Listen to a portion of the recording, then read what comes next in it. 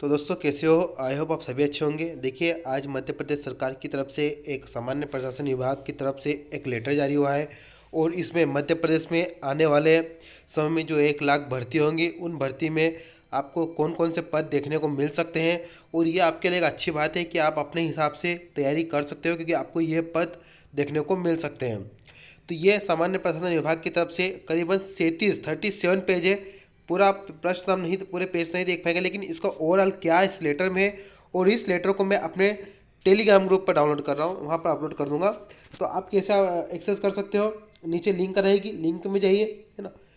तो टेलीग्राम तो पहले आप डाउनलोड कर लीजिए, बहुत सारे टेलीग्राम डाउनलोड नहीं करते हैं। तो नीचे लिंक है, लिंक का क्लिक कर दीजिए, आप डायरेक्ट वहाँ पहुँच जाओगे। अदरवाइज आप लिखना स्टडी टाइम 3, ये लिखोगे, सर्च करोगे तो मेरा पीवी का लोगो वाला एक चैनल है टेलीग्राम पर, वो आ जाएगा। वहाँ पर आप ज्वाइन कर लीजिए, वहाँ पर मैं अपलोड कर दूंगा। जितने भी नोटिफिकेशन आते हैं मैं वहाँ पर अपलोड करते रहता हूँ। तो यहाँ पर विषय यही है कि प्रदेश में 1 लाख रिक्त पदों पर भर्ती किए जाने के संबंध में है।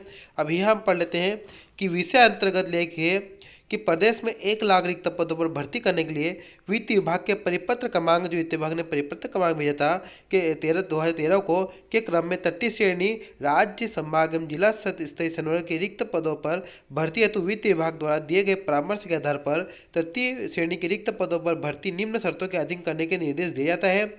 ऐसे संवर्ग जिनमें रिक्त पदों की संख्या 150 है, पद की पूर्ति एक बार में ही की जाए। देखिए यहाँ पर कंडीशन डालिए, ऐसे संवर्ग जिसमें 50 तक पद खाली है उनकी भर्ती एक बार में कर दी जाए, और ऐसे संवर्ग जिनमें 51 से 50 तक है उनकी पूर्ति 2 चरणों में की जाए। ठीक है, किस चरण में देखिए अब यहाँ पर, अगर पद 50% से कम है तो एक बार में भर्ती कर दी जाए।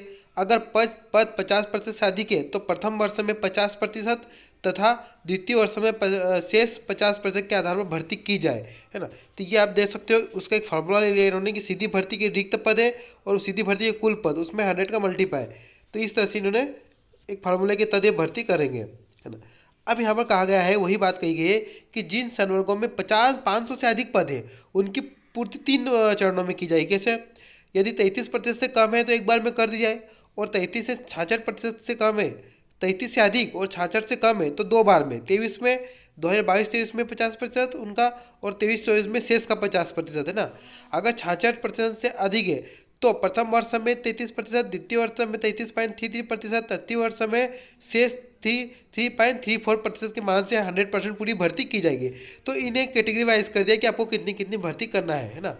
तो यहाँ पर भी उपरोक्त सिद्धांत के आधार पर वित्त विभाग द्वारा उपलब्ध कराए गए विभाग, अब नीचे देखिए क्या पॉइंट है कि उपरोक्त सिद्धांत के आधार पर वित्त विभाग द्वारा उपलब्ध कराए गए विभागवार गणना पत्रक में नियमित नियुक्ति हेतु उपलब्ध रिक्त पद, बैकलॉग के पद तथा वित्त विभाग द्वारा पूर्व में पृथक से दी गई सहमति के पद सम्मिलित है। गणना पत्रक इस पत्र के साथ संलग्न भेजा जा रहा है।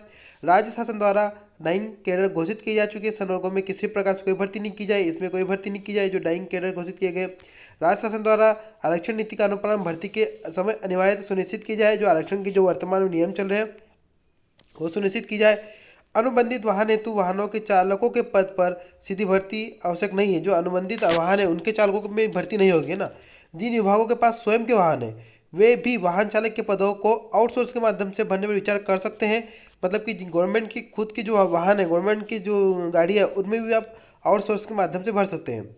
विशिष्ट विभाग जहां वाहन चालकों की सीधी भर्ती अति आवश्यक है, वे वित्त विभाग को तथ्यों सहित प्रस्ताव प्रस्तुत करते हुए स्वीकृति प्रदान कर सकते हैं, स्वीकृति प्राप्त कर सकते हैं, है ना। तो ये चालकों की भर्ती है कि आउटसोर्सिंग से करना है या नहीं, और जहाँ पर जरूरी है वहाँ पर रेगुलर कर सकते हो आप। रिक्त पदों की पूर्ति के समय केडर मैनेजमेंट प्रभावित न हो, इस बात का विशेष ध्यान दिया जाए। प्रत्येक क्रम पर पदों को सही से गणना एवं आरक्षण का पालन किया जाए। उपरोक्त वित्त विभाग द्वारा प्रतिपादित सिद्धांत एवं सहमति के आधार पर पदों की गणना कर त्रुटि रहित मांग पत्र यथाशीघ्र कर्मचारी चयन मंडल को प्रेषित करते हुए पुनरीक्षित पदों का विवरण प्रपत्र 3 के कॉलम क्रमांक 29 से 39 पर प्रविष्ट करना तथा सामान्य विभाग को ईमेल आईडी पर प्रेषित करना। तो ये वित्त विभाग द्वारा उपलब्ध कराया गया गणना पत्रक।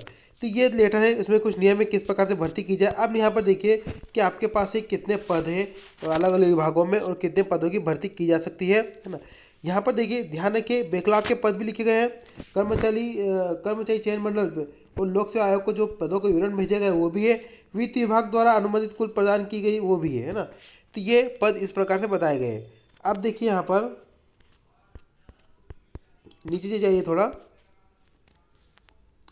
अब यहाँ पर तृतीय श्रेणी के जो प्रस्तावित पद है वो देखिए अलग अलग, यहाँ पर अलग अलग पद है। आप देख सकते हो कि प्लाटून कमांडर, सहायक भंडारी अधिकारी, इन अलग अलग कॉलम में अलग अलग पद है।